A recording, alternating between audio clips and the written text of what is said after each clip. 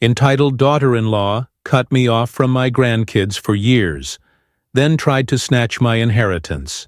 But my ironclad plan left her speechless. At 64 years old, I never expected to be sharing this chapter of my life with the world, but here I am. Sometimes life pushes you to a breaking point, and writing becomes the only way to breathe through the chaos. I've lived in a small coastal town in Oregon for most of my life, working as a boat mechanic and later owning a modest repair shop near the docks. I built everything I had with my own hands, penny by penny, hour by hour. I wasn't rich, but I had enough to feel secure, and more importantly, to leave something behind for my family. My son David was my pride. Smart, kind, driven. He was the kind of man any father would be proud of. When he married, I welcomed his wife into our family with open arms. She seemed fine at first, but over time I noticed things. She was controlling, dismissive, and had an uncanny talent for spinning narratives in her favor. Still, I kept my peace. Families are complicated. Tragedy struck 12 years ago when David died in a boating accident. Losing him shattered me. I'd always imagined passing down the business to him, teaching him the ropes, watching him raise his kids with the same values I'd tried to instill. But all of that disappeared in a moment. Not long after the funeral, my daughter-in-law, let's call her Elise, packed up the kids and moved out of state without saying a word. No goodbyes, no explanations. Calls went unanswered, letters unreturned. Eventually, she blocked my number and vanished from my life, taking my 2 grandkids with her. For over a decade, I didn't get a single call, photo, or message. Birthdays, graduations, holidays, all passed in silence. I'd catch glimpses of their lives through the rare social media post or a mutual acquaintance's slip. It was like being given windows to a home you were never allowed to enter. Then, out of nowhere, she reached out. At first I thought maybe something had changed. Maybe she was ready to let me back into their lives. But I quickly learned that wasn't her intention. She spoke briefly about the kids, then shifted the conversation toward my finances. In a roundabout way, she implied that I should consider updating my will to leave everything to her, claiming it was for the children's benefit. I didn't need a degree in psychology to see through that act. After 10 years of silence, she expected me to hand over my life's work? I kept calm and told her I'd think about it, needing time to process the emotional storm her sudden reappearance caused.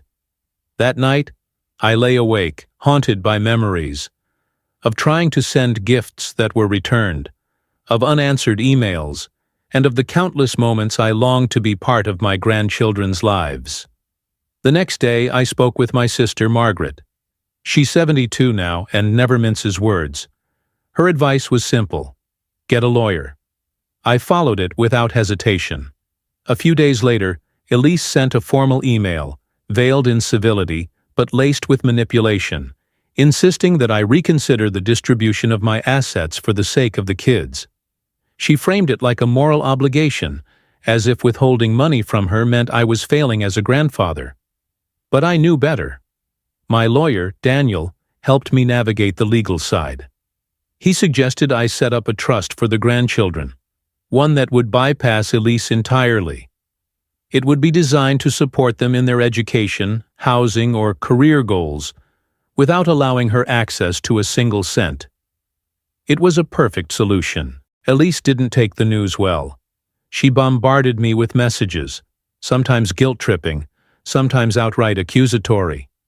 She never once acknowledged the years she kept me away from the kids.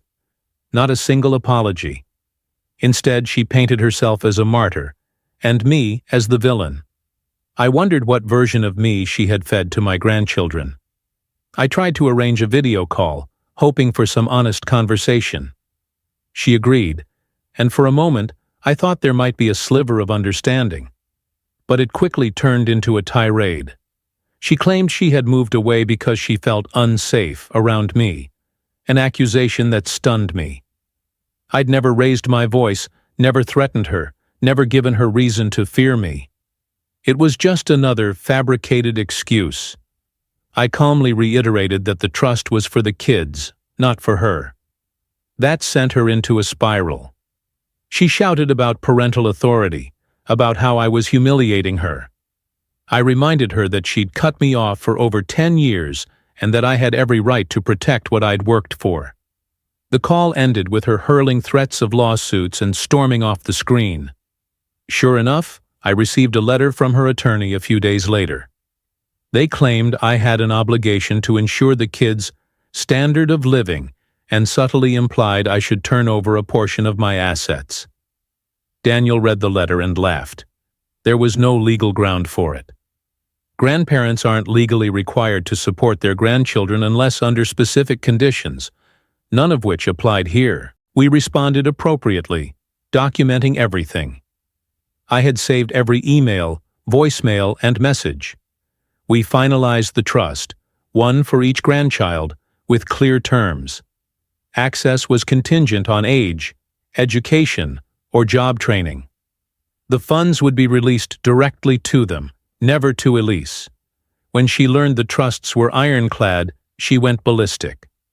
More messages came, this time trying to use emotion as leverage. Photos of the kids with captions like, "If only their grandfather cared enough." It was blatant emotional manipulation. She even tried to recruit distant relatives to guilt-trip me. A few cousins called, confused and concerned, until I laid out the full story. They quickly changed their tune. Elise's tactics became more desperate. She dangled the idea of me seeing the kids, if only I'd grant her access to the trust. That was the final straw. I made it clear, if my grandchildren ever wanted to meet me, I'd be here. But the days of being used as emotional bait were over.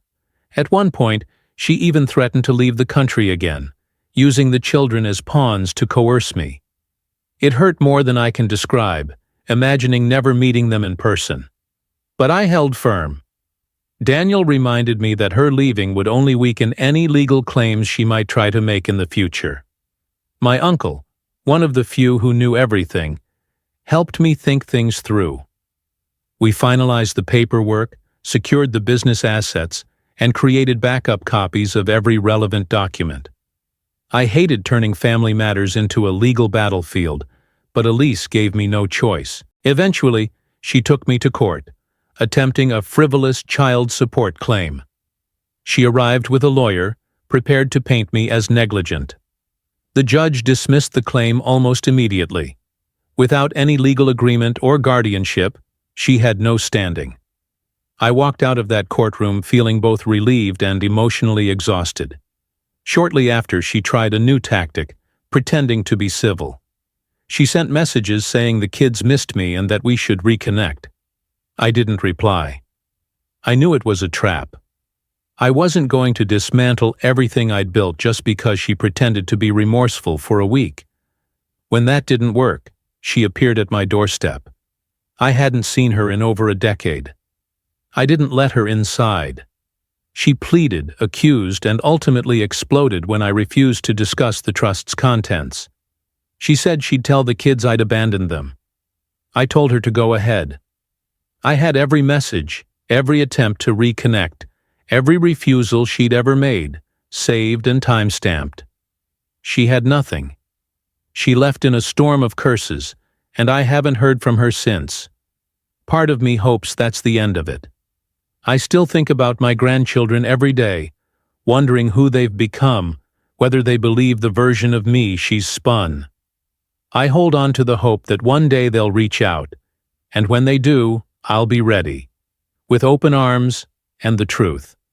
What I've learned is this: boundaries are essential, even with family. No one has the right to manipulate or guilt you out of what you've built. I spent my life working not just for financial stability, but for a legacy, one that would genuinely support those I love. And I've ensured that legacy is protected. Elise made her choices. She severed ties, told lies, and tried to return only when money was involved. She thought I'd be a pushover. She was wrong. To anyone dealing with similar manipulation, stay strong. Protect what's yours. Set up the paperwork. Keep the receipts. And most importantly, never let anyone, family or not, undermine your worth or your truth. If you made it this far, thank you for listening to my story.